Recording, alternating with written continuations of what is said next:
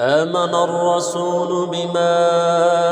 أنزل إليه من ربه والمؤمنون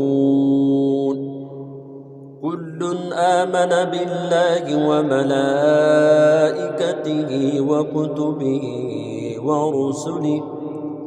لا نفرق بين أحد من رسله وقالوا سمعنا وأطعنا غفرانك ربنا وإليك المصير. لا يكلف الله نفسا إلا وسعها لها ما كسبت وعليها ما اكتسبت ربنا لا تؤاخذنا إن نسينا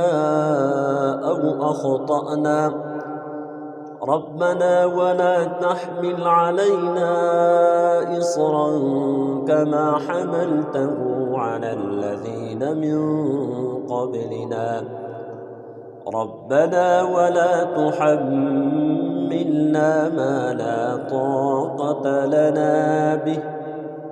واعف عنا واغفر لنا وارحمنا